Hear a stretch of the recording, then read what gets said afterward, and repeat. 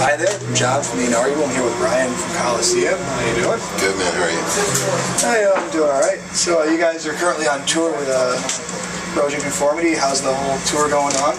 It's good. It's great. It's for us. It's just kind of a mini tour. We did Milwaukee with them the other day, so it's Milwaukee, Chicago, Nashville, and Atlanta. Okay. So yeah, it was cool. You know, we just got to do some shows. We're from Louisville, so these are all kind of close to us, and they were great the other night. All great dudes, so it's fun. Yeah, now earlier this year for a record store, you did a pretty unlikely split with Super Chunk. Yes. Now, how did that come to be? Because like you two are pretty different as far as sound. We had done a Misfits cover of Bullet when we did our demos for our new album. Like October 09, I guess we recorded it. We kind of had it around for a while, and then this site called Stereo Gum premiered it around October of last year, 2010, and then maybe like 2 weeks or a month later, Super Chunk also released a Misfits cover on the same site, Stereo Gum, and the article, you know, Stereo Gum kind of referenced ours as well, so I was like, oh, this is really funny, we should do a split 7-inch, and I just kind of wrote our label and said, yeah, let's do this, and then kind of forgot about it. It was like, you know, we never thought it would happen. We just, wouldn't that be funny if that happened? So then January of this year, Jeremy, who runs Temporary Residence label we're on, just said, hey man, I talked to Mac from Super Chunk and they're down to do the 7-inch. So we did it and it was great. I mean, it was a really cool record. It turned out great, and Super Chunk has been one of my favorite bands since the mid-90s, you know, when I, like, maybe early 90s, I guess, when I was in high school is when I discovered that. Really important band to me, and I've seen them play, so it's cool. Yeah, I mean, I actually just wrote them an email last week. It was like, oh, by the way, you know, I never wrote you, and just said thanks, you know, and talked to John, the drummer, a little bit, so it's cool. It was like one of those really weird, unique, random things that I was kind of surprised happened. You know? Yeah, it's really cool to see, you know, bands from different genres like coming together and be like, hey, you know, we can do the same. Absolutely. I mean, you know, for us, I feel like I don't know how the band is perceived, but our roots, you know, kind of come from that world. Yeah. You know, in terms of what we grew up listening to and stuff like that. So, you know, and of course everybody's influenced by the Misfits. You know, It's a pretty common thing. So that was easy, and it's funny that like we'd done that Misfit or that Danzig tribute with Doom Riders years and years ago. So it's kind of funny that we've done 2 covers records. You know, then they were both Danzig-related bands, which just happens to be, I guess it's a common. Although we like a lot of the same things when it comes to covering songs, those always kind of seem like favorites of ours, so it worked out well. You were talking about your label, Temporary Residence. Yes. Being a hardcore band, what is it like being on a label that's more, you know, rock related? It's the same. I mean, it's you know, I think all labels, you know, outside of just bands that are labels that are purely bedroom labels, I mean, almost all labels are essentially the same. And the thing that makes them different is the bands on the label and the people who run the label and your relationship with them. So for us, Jeremy, who owns the label, is actually from Louisville originally. We kind of grew up there, and we have a lot of similar history and knew each other a little bit way back then. You know, we're talking like, I don't know when he moved away, but you know, very early 90s is when I knew him back then. So we have a lot of shared history, a lot of shared interests, and to me they were kind of the current label that was like similar to Touch and Go and Discord and these kind of labels that I grew up on. Touch and Go went out of business, and obviously Jeremy signed some of their bands at Pinback and Blackheart, and so he, you know, he just has that same, that classic indie label kind of vibe, and I thought it was really cool for us to be on there with such a wild, diverse roster, most of whom I really like. I mean, it's cool that like almost every record he puts out I think is wonderful. And of course, my brother's band, Young Widows, was already on the label for a year or two before us, so that also kind of you know, opened the door and made it more like home, like family. So, in terms of being the only band like hardcore kind of world, like there's like Envy too. Yeah, Envy kind of comes from the hardcore thing. I mean, obviously, Young Widows has roots in that. And I guess the idea is that while, and all these kind of bands, kind of like we're saying about Superchunk, so many bands have roots with punk and hardcore. Yeah. So while that might not be this specific genre you play, that's a lot of the bands in the indie world. That's their roots. That's where they grew up.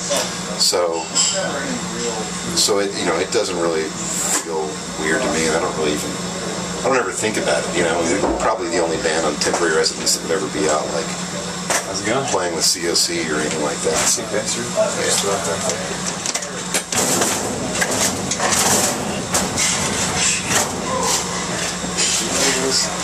We got the track. Oh, damn. It's cool. That's all right. That happens once. Yeah.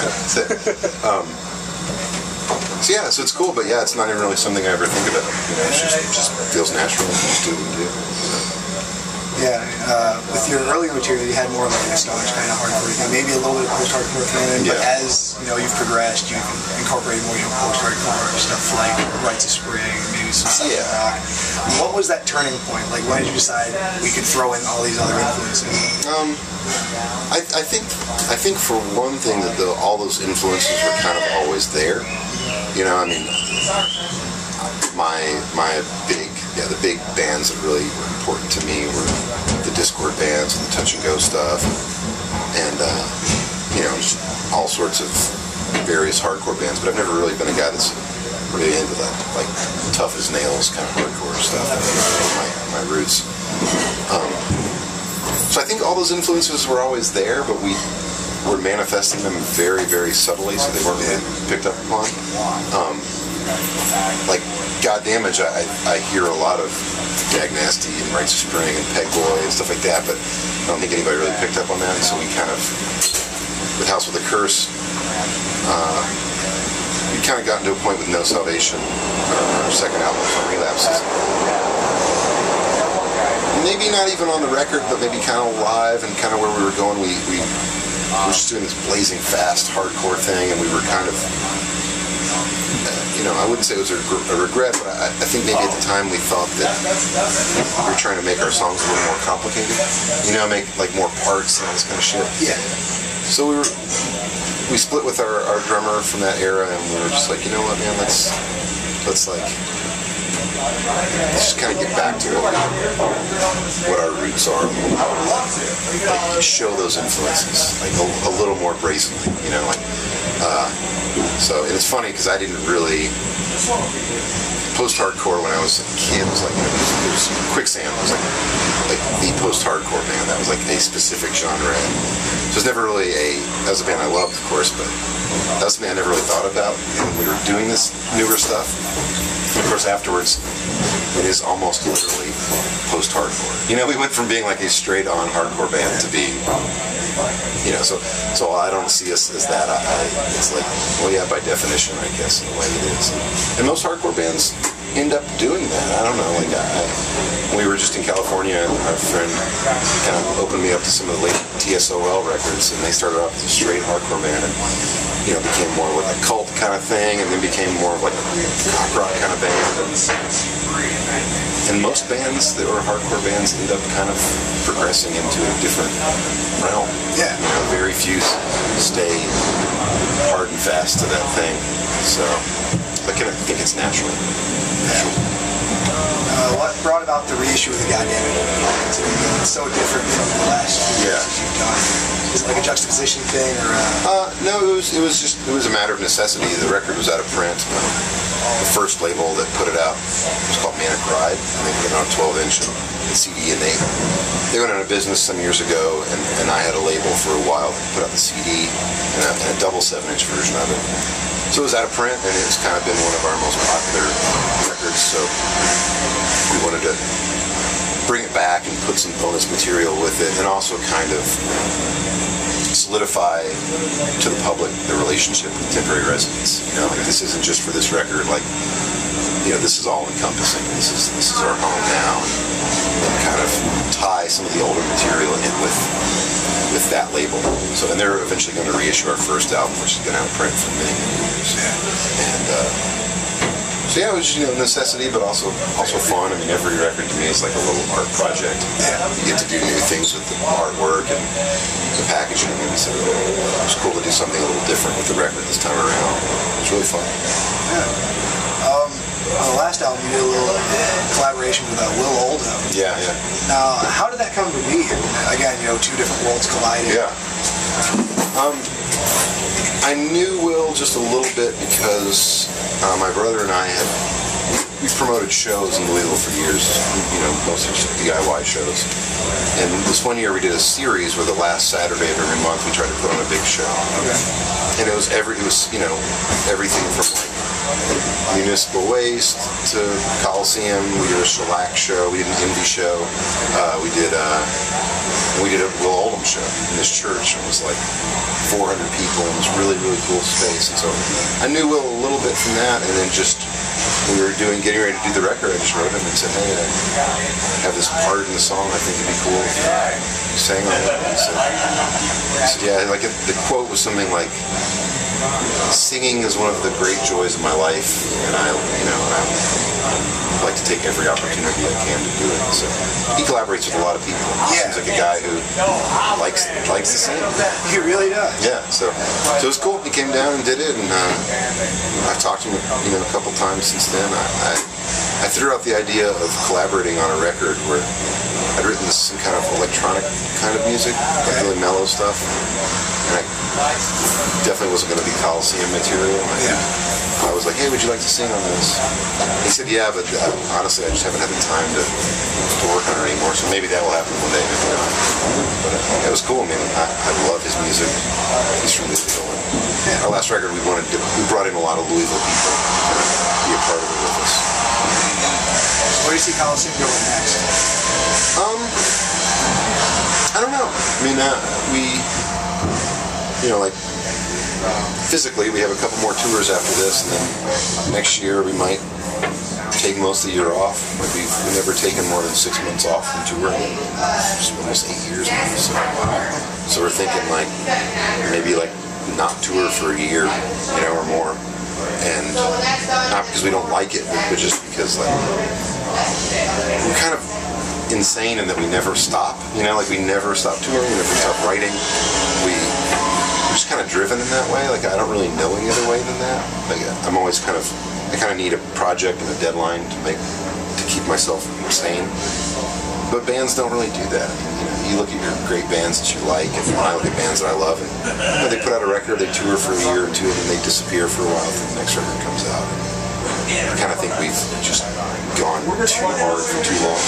So maybe it's time to you know, like no posts, you know, like no news, like nothing. You know what I mean? Just like off. Yeah, just kind of like.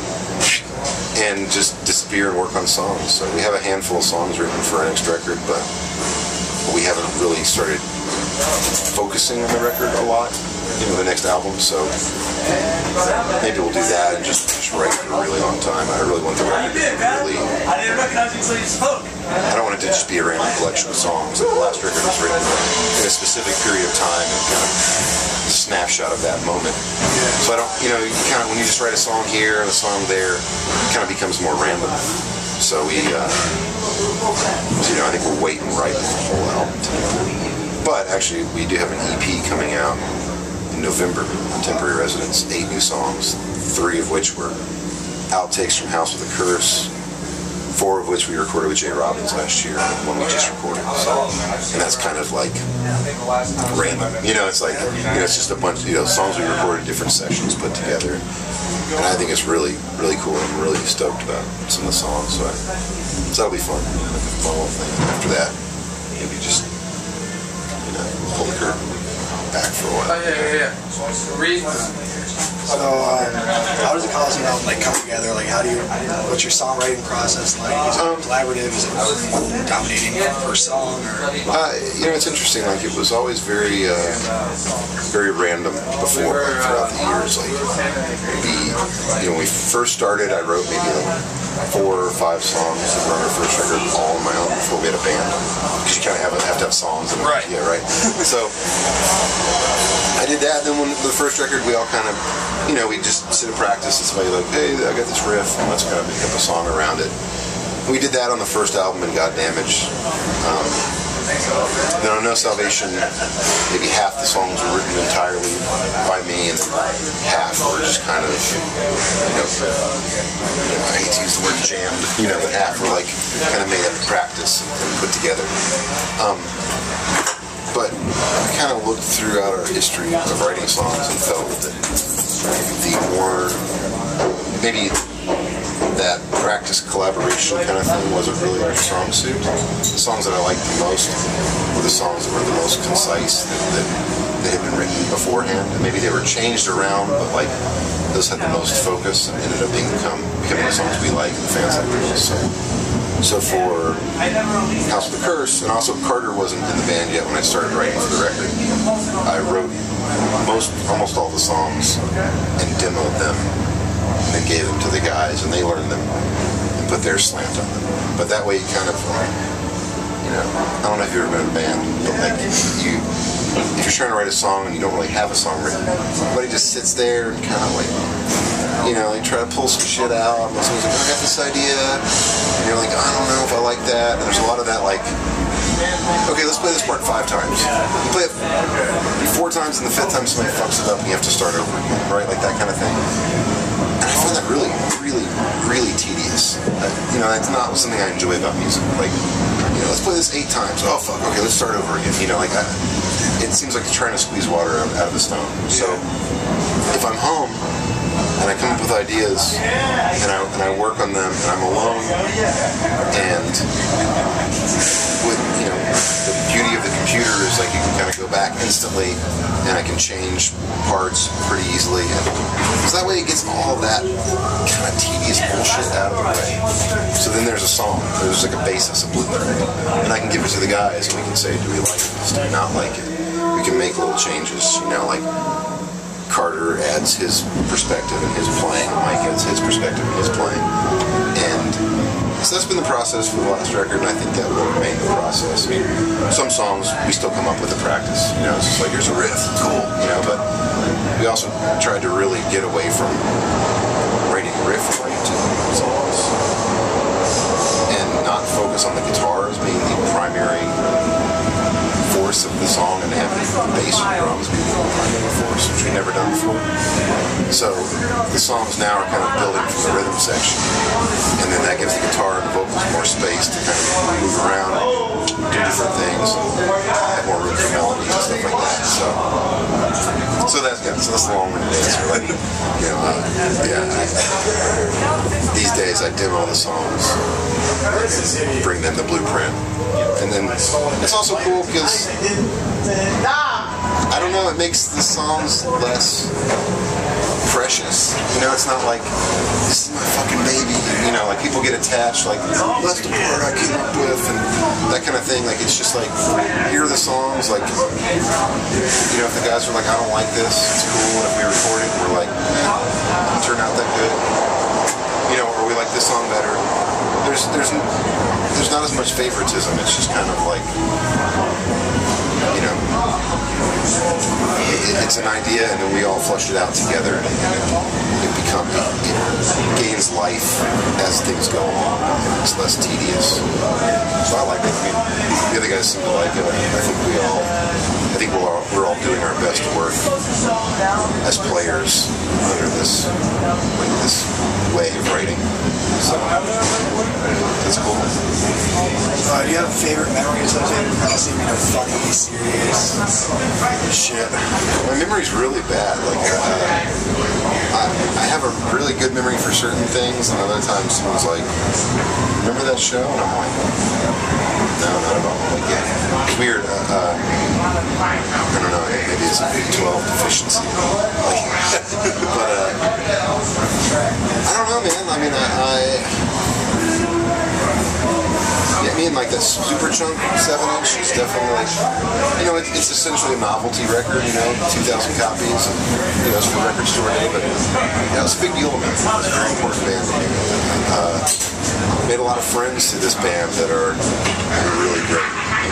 a lot of my friends, you know, through touring, you know, the experiences I have with Mike and Carter, and even with the other guys that used to be in the band. Those are really unique experiences and unique relationships that I really appreciate. You know, like, I appreciate all the time we have together and all the things we do. I don't know, like we play this festival in Norway called Voya Fest annually, and you know, a lot of our friends have gone as well. They had us out and flew us out there and we played. It was incredible, like the day, you know, the day we played, or maybe the day before we played, it was like Turbo Negro's Apocalypse Dude's 10th anniversary show in their hometown. You know, like Grinder Man played. Oh yeah, the day we played My Bloody Valentine was the headliner. So you know, it was like, holy shit, we're here. Like, what the fuck, man? It's huge. So it's like bands that really, really mean something to me to be there and be around that. It's cool. Yeah, so just so many experiences. Every tour is really cool and unique and wonderful in its own way.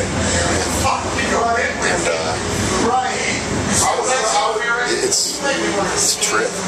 It's also hard work, you know, and it's frustrating a lot too. And you know, we're still like a very small band, but we really appreciate all that we can do, and it's like the driving force that I have. So kind of try to appreciate every moment. You know, and often interviews say like, "It was a really funny experience," or "What was this or that?"